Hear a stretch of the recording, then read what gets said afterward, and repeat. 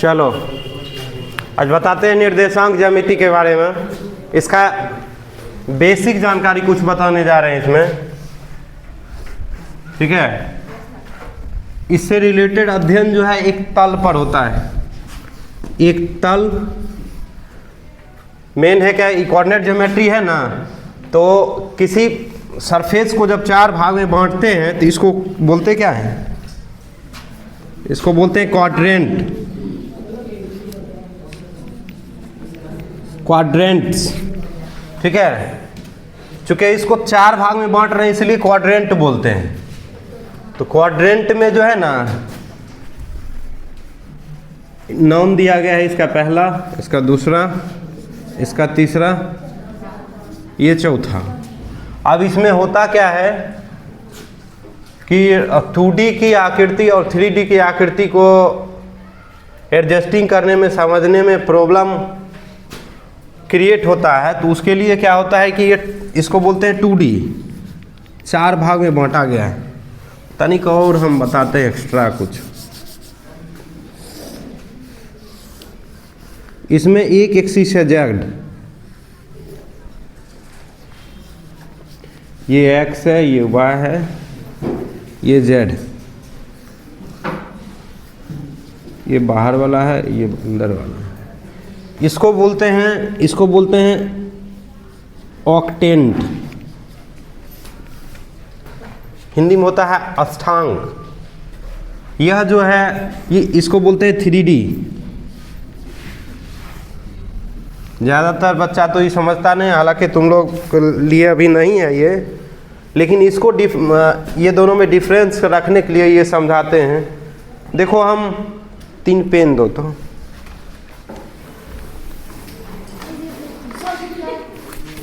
देखो इसमें है क्या, ये ज़्यादा कुछ है नहीं इसमें।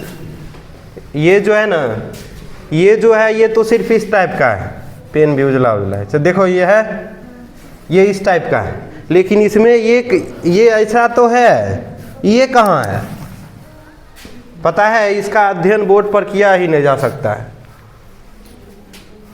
कल्पना करके किया जाता है। ये वास्तव में जेड है ना, जो है ना, ये देखो इस तरह का है।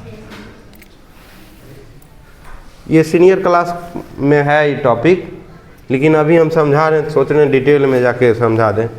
ये जो है ना, ये देखो अभी ये है, अभी ये है क्वाड्रेंट है, ये चार भाग में बांटा हुआ है। लेकिन ऑक्टेंट में 3D का अध्ययन किया जाता है। वह देखो इस टाइप से है, ऐसे है, दिखाई दे रहा है। यह स्पेस को 8 भाग में डिवाइड किया है बराबर। कैसे पता चल रहा है, हाँ, मान लोगे कि ये जो पेन है ना, ये दीवार है, ठीक है, और दूसरी मंजिल तो बना हुआ इसमें नहीं है, ये दीवार है। और एक जो है ये खड़ा जो है, लंबा वाला भी ये है, खड़ा वाला भी ये है, दीवार को हम मान लिए। अब क्या हो गया, तो दीवार के इधर भी रूम है, दीवार के उस साइड भी कुछ ना कुछ है, रूम होगा नहीं तो कुछ ना कुछ होगा। तो ये दिखाई दे रहा है ना। देखो जैसे ये 2D है तो इसको 4 भाग में बांटा गया, ये 8 भाग में कैसे होगा। 8 भाग में इस तरह से होगा कि देखो अभी पहले आगे वाला भाग देखो, आगे वाला देख रहे हो ना, ये जैसे दीवार के आगे वाला है, तो ये भी 4 भाग में डिवाइड हो जाता है। जब एक्सिस लगाते हैं तब ये देखो, जैसे ये पहला, ये दूसरा, ये तीसरा, ये चौथा, फिर अंदर वाला ये 5वां, ये 6ठा, नीचे वाला 7वां, इधर वाला 8वां। इस तरह से ये 8 भाग में डिवाइड हो जाता है, इसलिए यह 3D कहलाता है। सॉलिड फिगर जितना भी है, सॉलिड फिगर जो है वो 3D में आता है। जनरल वाला 2D, अभी बस 2D के बारे में डिटेल हम बता रहे थे। तो ये 2D में जो है ये XY के फॉर्म में लिखा जाता है। ये एक्स एक्सिस हो गया, एक्स अक्ष, ये हो गया Y अक्ष। अब यहाँ पर ये इसको क्या बोलते हैं, ओरिजिन, केंद्र। अब देखो इसमें जो है ये प्लस प्लस होता है ना, ये माइनस माइनस होता है ना, इधर Y क्या होता है, माइनस। यहाँ भी ये वाला प्लस है, ऊपर वाला प्लस और नीचे वाला माइनस।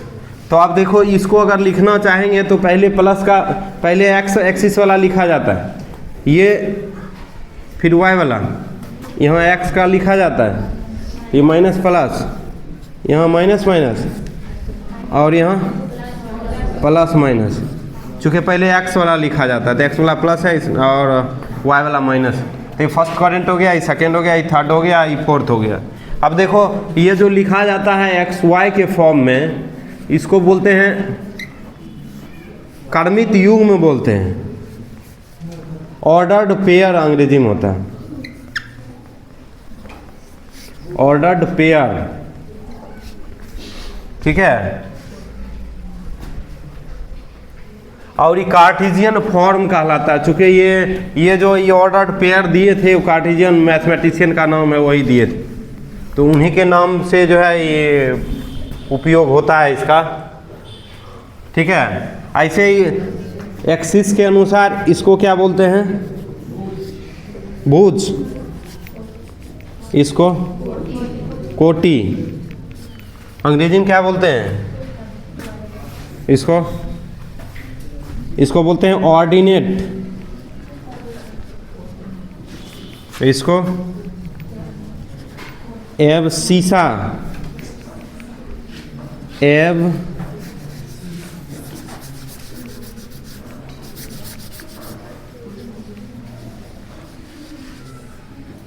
एबसीसा, ये स्पेलिंग मिलाना पड़ेगा। चलो अब इसमें बढ़ते हैं आगे की ओर। आगे क्या होता है, ये तो सिर्फ नाम पता बताए हैं। अब 4 भाग में डिवाइड किया जाता है। सबसे पहले देखो बेसिक क्या हो रहता है कि बेसिक कोई भी पॉइंट है, बेसिक अगर कोई भी पॉइंट है, सबसे पहले यही रहता है। अच्छा, इसमें कहेगा कि नाम बताओ इस पहला क्वाड्रेंट का, तो नाम क्या होगा, पहला क्वाड्रेंट का नाम क्या होगा, पहला कोऑर्डिनेट का नाम होगा एक्स ओ वाई, ठीक है, और इसका सिंबल प्लस प्लस। दूसरा कोऑर्डिनेट का नाम, दूसरा चतुर्थांश का, चलो एक्स डैश वाई, ठीक, माइनस प्लस सिंबल हो जाएगा, ये दूसरा था। तीसरा उसी तरह लिखेंगे, तीसरा का क्या होगा, x dash o y dash, इसका साइन क्या होगा, उसी तरह चौथा एक्स ओ वाई डैश, क्या होगा, ये डैश वाला नीचे है, एक्स ओ वाई डैश, पहला लिखे थे एक्स ओ वाई, उसके बाद दूसरा लिखे हैं एक्स डैश ओ वाई, ठीक है। एक्स पहले लिखे हैं सब में वाई बाद में लिखे हैं, अगर पढ़ने में आसानी हो और याद भी हो जाए। ऐसे भी लिख सकते हो कि x o y, y o x dash o y dash o x, इस तरह भी लिखोगे, बस याद रहना चाहिए और कोई बात नहीं, ठीक है। तो यहाँ पर हो जाएगा प्लस और माइनस। अब देखो अगर ये चीज़ याद रह जाएगा तो ये आसान होगा कि ये किस क्वाड्रेंट में, इस किस क्वाड्रेंट में है। तो देखो यहाँ दिख रहा है, दूसरा क्वाड्रेंट में एक्स का वैल्यू क्या होता है माइनस, वाई का वैल्यू प्लस, ठीक है, ये माइनस में ये प्लस। अच्छा, ये कहेगा कि पॉइंट को पता कीजिए कि कहाँ है पॉइंट, तब कैसे करोगे, ये पॉइंट को प्लॉट करना अगर रहेगा क्वाड्रेंट पर तो कैसे करेंगे। बहुत ऐसे भी है जो जिसको समझ में नहीं आता है। खैर अभी तो हम इस तरह से समझा रहे हैं, छोटा बच्चा भी रहेगा बैठा तो उसको भी दिमाग में एडजस्ट हो जाएगा। तुम लोग ध्यान दोगे तब ना, हाँ।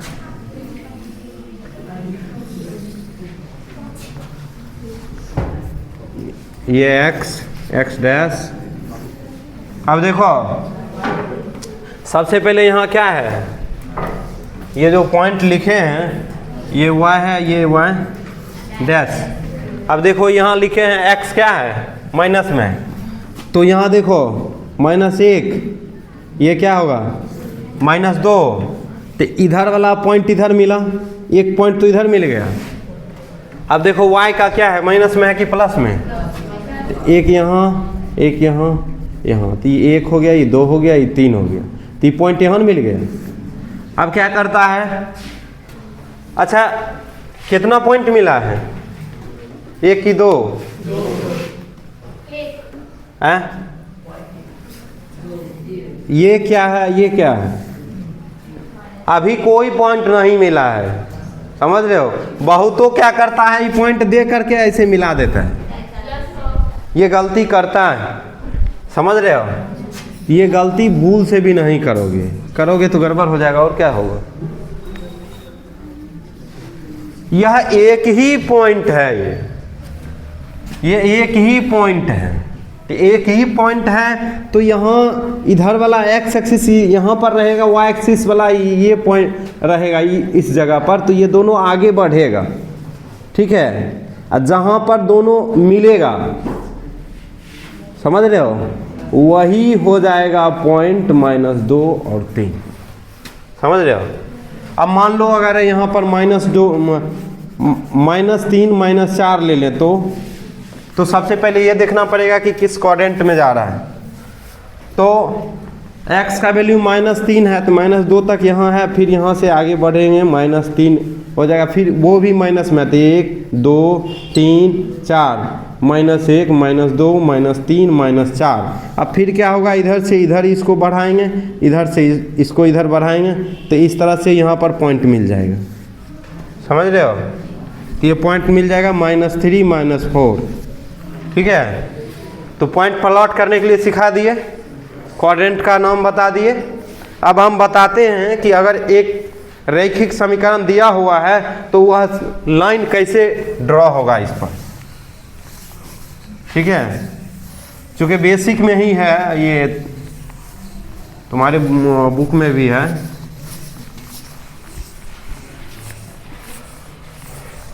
समझ में आ रहा है कि नहीं?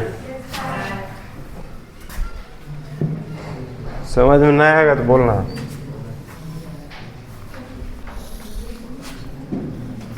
चलो मान लेते हैं एक हम ले लेते हैं x + y = 2।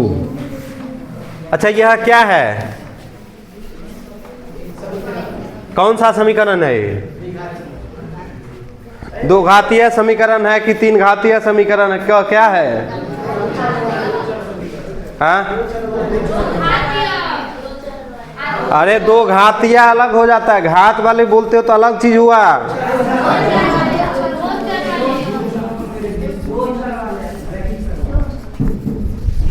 अब बताओ ये कौन सा समीकरण है, ये कौन सा बहुपद है? हाँ? इसको क्या पर बोलेंगे हम? बहुपद सब है, ठीक है। यहाँ हम = दे दिए हैं तो समीकरण हो गया। अब देखो यहाँ पर पावर इसमें 2 है, पावर 2 है, द्विघातीय है, लेकिन ये दोनों में अंतर क्या है? ये दोनों में अंतर क्या है? अरे मानक की बात तो अलग चला जाएगा। अभी यह एक चर में द्विघातीय बहुपद है और यह 2 चर में द्विघातीय बहुपद है। बात समझ में आ रहा है? तो द्विघातीय घातीय कब बोलेंगे? जब पावर रहेगा चेंज। अच्छा ये क्या है, ये क्या है?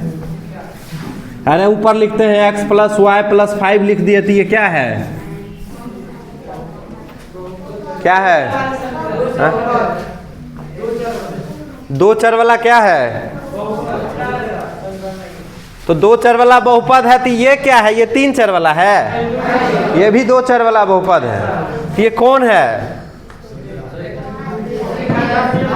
यह 2 चर वाला द्विघातीय बहुपद है, यह 2 चर वाले रैखिक बहुपद है, इसलिए यह 2 चर वाला रैखिक समीकरण है। रैखिक नाम क्या है? रैखिक, रैखिक समीकरण है, अर्थात दो चर वाला है तो रैखिक है, तो इसको जब हम सॉल्व करेंगे तो इससे एक रेखा का निर्माण होगा। क्यों? क्योंकि रैखिक समीकरण है। बात समझ में आया? देख रहे हो कहाँ कहाँ संशय हो रहा है। चलो यहाँ आगे बढ़ते हैं। तो इसमें जो है देखो, इसमें क्या होता है, एक वेरिएबल को इसको कंप्लीट करके छोड़ देंगे।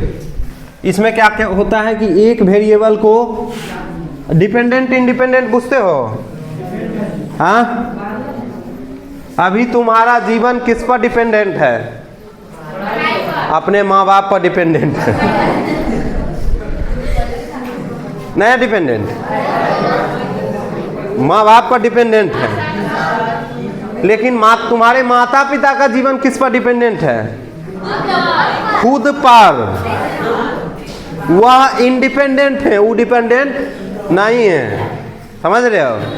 मतलब जब अपना जीवन खुद से चलाने के लिए कैपेबल हो जाएंगे तो उसको बोलते हैं इंडिपेंडेंट। समझ रहे हो? अब देखो यहाँ जो हम लिखे हैं, यहाँ जो हम लिखे हैं, x का वैल्यू हम अगर बदलेंगे तो ध्यान से देखो, अभी x का मान अगर हम बदलेंगे तो y बदलेगा? हाँ बदलेगा। अच्छा, x का मान तो हम अपने मन से डाल रहे हैं, इसलिए x कहलाएगा इंडिपेंडेंट, स्वतंत्र है, वो जो मन में आ रहा है वो डाल रहे हैं हम।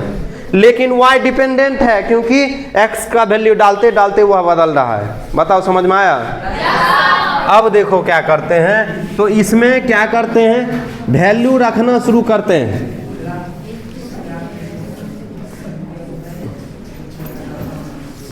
चलो यहीं पर करते हैं। सुनो, इधर देखो, x का वैल्यू 1 रखेंगे, x का वैल्यू 1 इसमें रखेंगे तो y का वैल्यू क्या आएगा?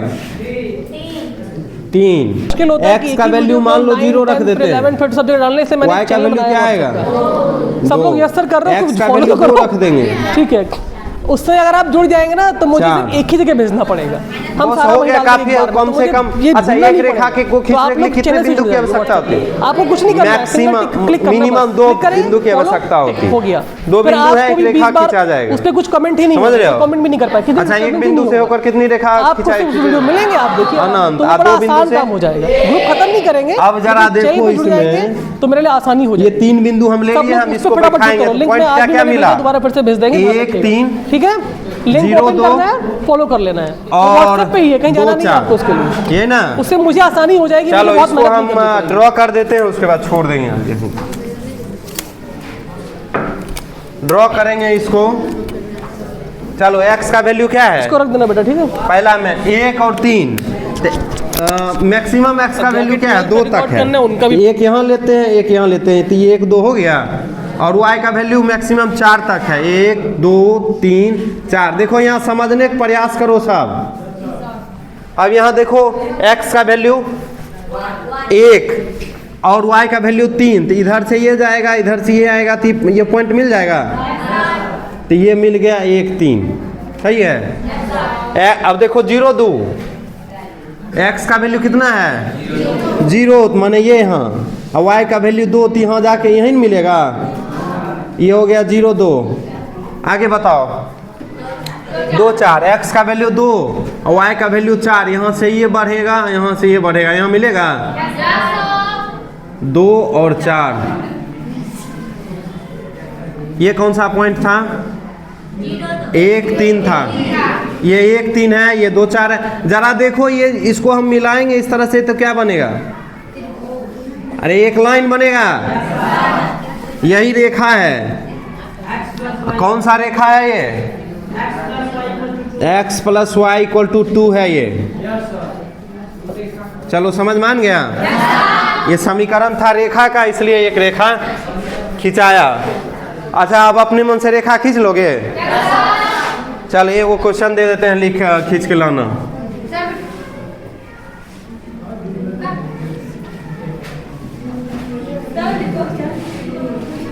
चलो ये क्वेश्चन दे दिए, इसको बना के लाना, ठीक है? चलो यहीं तक रहने दो, इसको बंद नहीं किया।